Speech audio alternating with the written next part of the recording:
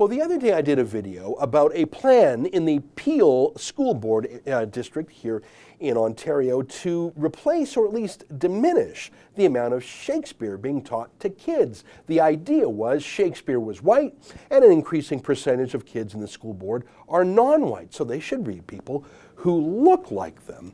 Well, let me read to you, I think, a passage from the most powerful play, the powerful work in English literature featuring a black hero. I'm talking about the Shakespeare play called Othello, the Moor of Venice.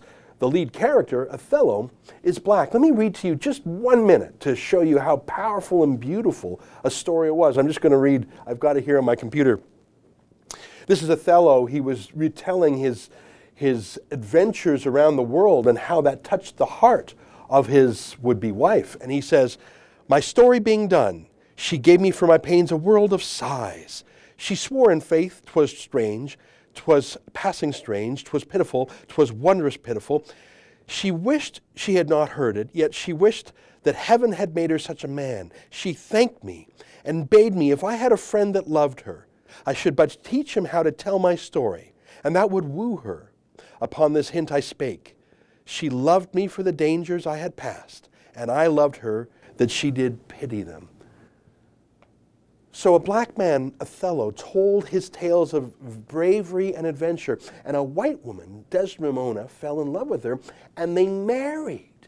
This was written not in the 1990s, but maybe the 1590s. The play was published in 1603, I think. Imagine banning this work or telling young kids they can't read it because Shakespeare himself was white. I think that's outrageous, but what do I know? I'm just a white guy who likes Shakespeare. Let's go to a man who's talked about this very subject before, a accomplished writer and a retired professor of writing, David Bradley, who joins us now via Skype. Pleasure to see you again, David. We spoke a few years ago when people were trying to ban Mark Twain for the same reason, weren't they? Pretty much the same reason, yeah. It's part of a very strange effort to do the right thing, and it goes in the wrong direction.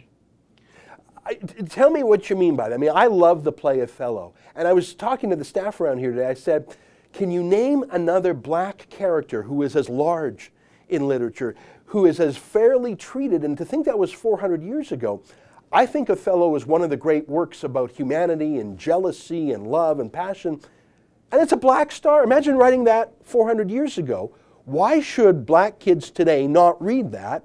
Because Shakespeare's white. I think it would be a crime not to share the story of Othello with them because Shakespeare was white. That's my view. Well, what the question in my mind has always been, what is literature for? I mean, why do we teach Shakespeare at all? One of the reasons is, well, it's part of the English literary tradition, and that's a good enough reason.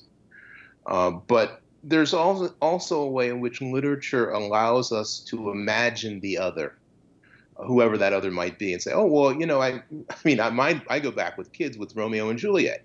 I mean, there's no teenager in the world who doesn't understand, hey, you know, I like her, but my dad doesn't.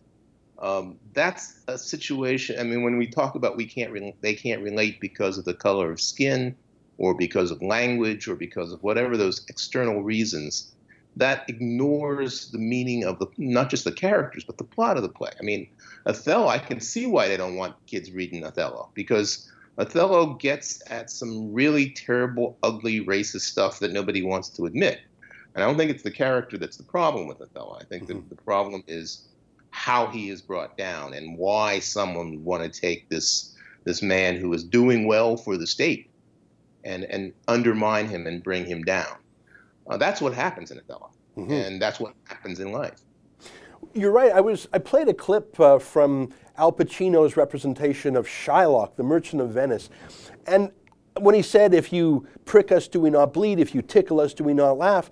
And it was very powerful, and he was subject to anti-Semitism, and he was subject to unfairness, but I thought that was written 400 years ago, and it was quite a strong defense for a Jew as a human just like a Christian.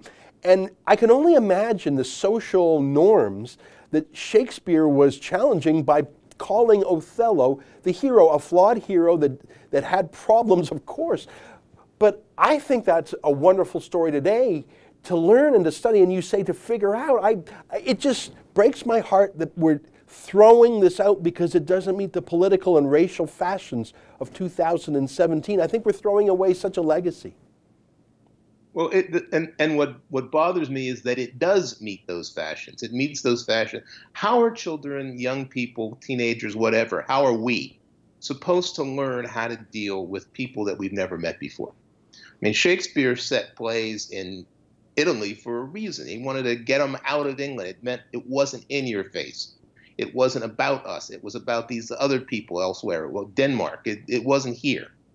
And so he could say things that would be useful for people to think about, but be able to think about them in the abstract. I mean, literature in general allows us to deal with things, and if it gets too heavy, you can walk away. You can put a book down. You can't put a movie down because it keeps running.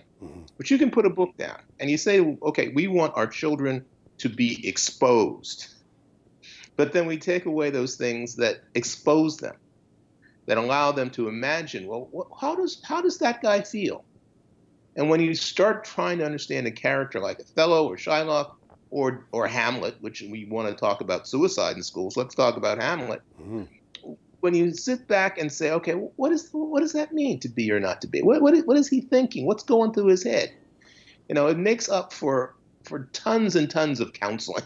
Yeah. If you just sit there and think. When a kid commits suicide, they fly in the counselors to talk to all the other kids. And they're saying, well, yeah, but what was going through his head? That's what we all wonder. Yeah. So here's the opportunity. Now, it's not just Shakespeare. It's all kinds of literature. And I'm not saying that that new literature or something written last week can't do the same job. But we have to think about what we want the literature to do, not just the labels that we can put on it or the descriptions of the characters. Yeah. Well, let me ask you about the Mark Twain situation. And I remember one of the most powerful books I ever read was called Uncle Tom's Cabin, Life Among the Lonely, among the Lowly. And it was about race and slavery. And it was a very compelling abolitionist book. I remember hearing that when Abraham Lincoln met Harriet Beecher Stowe, he said, "So this is the little lady who started this great big war." I mean, the book was very powerful, but it uses the N word. It describes horrific things. I mean, if we banned Twain, if we banned Uncle Tom's Cabin because it had the N word in it, I think we're missing out on an important, and this touches on these statues in the States. How can we learn from the past without reading what the past was like and the use of words we don't like? Yeah, I think the statues, the problem with the statues is that there are two things involved. There's remembrance and there's commemoration. And the statues were used, they were not erected at the time of the Confederates, but they were used to glorify something. And that's a problem. I'm not sure that those statues even do that anymore. I mean, I don't know that half the kids who walk past the statue of whoever and wherever really knew what he did or who he was. But I think that we've missed the point when it comes to literature. Learning literature, let's face it, most kids aren't going to be English majors, for God's sake. But the experience of contacting a character, an imaginary person, is one of those experiences that fits them to encounter somebody else who's a real person that they don't know. And that's what diversity requires. If we're going to have diversity without violence, then people have to learn, students, children, whoever, all of us has to learn to step back and say, well, what is this person really saying? What are they coming from? What are their reasons? Our dialogue in politics today is mostly about they're crazy and we're not, and we're crazy and they're not. And yet, let's ask that question. Well, why did everybody vote for Donald Trump? What were they thinking? What were they responding to? And it's only recently that people have started to say, well, maybe they had a point. Maybe they were angry about something in particular. Maybe we ought to think about that.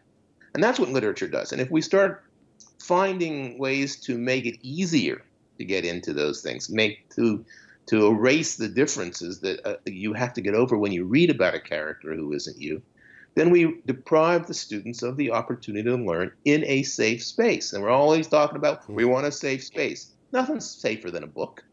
You Yeah. can put it down. Yeah, very powerful. Well, David Bradley, it's a pleasure to talk with you again. Time flies. I hope we can talk with you and let not as many years pass. I mean, I remember our discussion about Mark Twain that was very enlightening to me. Thank you for your time and your wisdom today. It's great to see you again.